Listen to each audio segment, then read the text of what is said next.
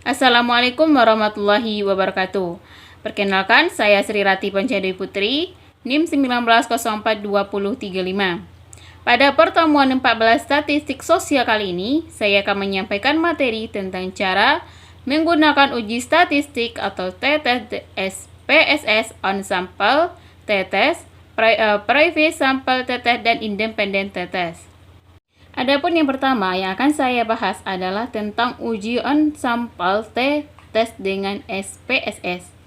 Uji T untuk satu sampel dalam menjawab pertanyaan atas penelitian yang dilakukan. Uji T satu sampel juga dikenal dengan istilah uji on sampel T-test yang digunakan untuk menguji rata-rata sebuah sampel yang dibandingkan dengan rata-rata populasi. Uji ini dapat dilakukan untuk data yang berskala interval atau rasio. Adapun contoh kasus yang saya jadikan adalah sebagai berikut. Seorang mahasiswa dari salah satu perguruan tinggi A sedang melakukan penelitian di suatu kelurahan, berhipotesi bahwa jumlah kunjungan pasien per hari rata-rata 50 orang. Untuk membuktikan apakah hipotesis tersebut benar atau salah, maka kunjungan per hari selama 20 hari diteliti. Adapun data yang didapatkan kemudian diinput sebagai berikut. Dari contoh kasus tersebut, maka dapat dilakukan analisis SPSS. Adapun langkah-langkah dalam menganalisis dengan menggunakan SPSS adalah sebagai berikut. Yang pertama, klik Start, kemudian Alt Program, IBM SPSS Statistik. IBM SPSS Statistik yang ada seperti yang ada pada gambar di bawah ini. Langkah yang kedua, input semua data di set data view. Kemudian klik data view. Lalu isi data sesuai dengan banyak data yang digunakan. Langkah yang ketiga, maka lakukanlah analisis data. Yang dengan cara klik menu analis, comparison, dan on sample t-test. Seperti yang ada pada gambar berikut ini. Langkah yang keempat, pada kotak dialog on sample t-test, klik variabel kunjungan. Kemudian klik tombol gambar tanda petunjuk. Maka variabel jumlah kunjungan akan dimasukkan ke dalam kotak variabel, seperti yang ada di gambar ini. Dan langkah yang terakhir yang harus dilakukan adalah mengklik OK. Maka akan menghasilkan output SPSS seperti yang ada di gambar ini.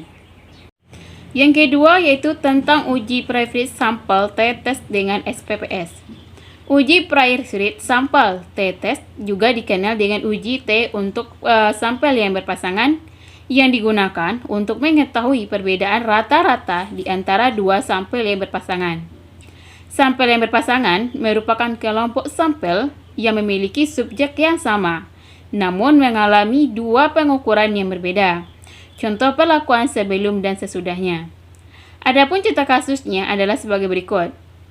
Dalam menghadapi persiapan uji tryout murid di salah satu sekolah menengah pertama, mengadakan pendalaman materi. Dari hasil pendalaman materi tersebut, didapatkan nilai peningkatan nilai dari siswa. Sampel yang digunakan adalah sebanyak 15 orang siswa, yang diukur dari peningkatan nilai yang diperoleh. Adapun data yang didapatkan adalah sebagai berikut. Dari contoh kasus tersebut, maka dapatlah kita lakukan analisis dengan menggunakan SPSS adalah sebagai berikut. Adapun langkah-langkahnya, yang pertama, buka program SPSS, kemudian pilih file, open, dan kemudian data. Maka akan muncul opening Excel data source. Langkah yang kedua, kemudian klik menu analis, comparison, dan private sample t-test. Pada langkah yang ketiga, pada kotak dialog private sample t-test, lakukan langkah-langkah sebagai berikut, yaitu klik variabel sebelum pendalaman materi, kemudian klik tombol gambar tanda petunjuk. Kemudian, klik variabel setelah pendalaman materi, dan klik tombol gambar tanda petunjuk. Variabel akan masuk ke kontak private variabel. Dan yang langkah yang terakhir, klik OK. Maka akan menghasilkan output SPSS sebagai berikut. Uji yang ketiga yaitu uji independent sample t-test dengan SPSS. Pengujian uji T untuk sampel bebas atau independent sampel t-test biasanya dilakukan untuk menguji rata-rata antara dua kelompok data yang independen. Adapun contoh kasus yang digunakan adalah sebagai berikut. Seorang mahasiswa ingin mengetahui perbedaan kemampuan rasa kepekaan menghadapi masalah antara laki-laki dan perempuan di suatu universitas B. Dalam penelitian, sampel yang digunakan adalah sebanyak 20 orang, yang dimana terdiri dari 10 laki-laki dan 10 orang perempuan. Pengambilan data yang dilakukan menggunakan kuesioner yang dibagikan kepada responden. Data skor item yang diperoleh ditabulasikan sebagai berikut, dengan keterangan laki-laki dengan angka 1 dan perempuan dengan angka 2. Adapun data tersebut dapat dilihat pada bentuk gambar sebagai berikut. Dari kasus tersebut, maka dapat dilakukan analisis dengan menggunakan SPSS. Adapun langkah-langkah analisis pada SPSS adalah sebagai berikut. Yang pertama, buka program SPSS. Langkah yang kedua, menginput data di set data view. Klik data view, lalu isi data kepekaan dan menghadapi masalah di kolom kepekaan data dan jenis kelamin di kolom jenis kelamin. Hasil penginputan data akan tampak seperti pada gambar di bawah ini. Langkah yang kedua, berikan nama variabel dengan jenis di dalam kolom label. Misalnya, jenis kelamin, klik kotak kecil yang berwarna abu-abu di kolom value dan akan muncul kotak value labels. Isi angka 1 di kotak value dan isi label laki-laki di kotak label. Kemudian klik End. Selanjutnya, isikan angka 2 untuk label perempuan seperti yang ada di gambar ini. Untuk langkah yang ketiga, untuk analisis data, maka klik menu Analis, Comprehensive the Independent Sample t-test seperti yang ada di gambar di bawah ini.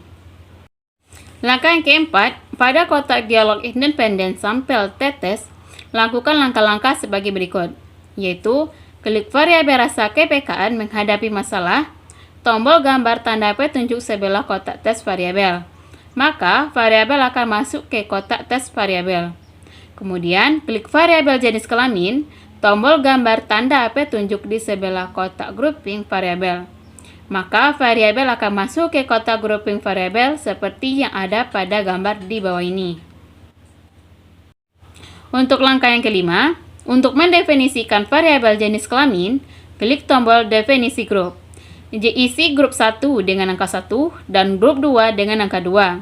Setelah itu, klik tombol Continue. Maka, tampilan akan kembali kepada kotak dialog sebelumnya. Dan langkah yang keenam, setelah itu klik tombol OK. Maka, akan menghasilkan atau mendapatkan output SPSS seperti yang ada di gambar berikut ini. Setelah semua itu berhasil dilakukan, maka output SPSS akan dapat dilihat seperti yang ada pada gambar. Mungkin sekian presentasi yang dapat saya sampaikan pada pertemuan 14 statistik sosial kali ini. Jika ada salah dalam penyampaian ataupun pada materi, saya mohon maaf. Akhirul kalam saya mengucapkan terima kasih. Wassalamualaikum warahmatullahi wabarakatuh.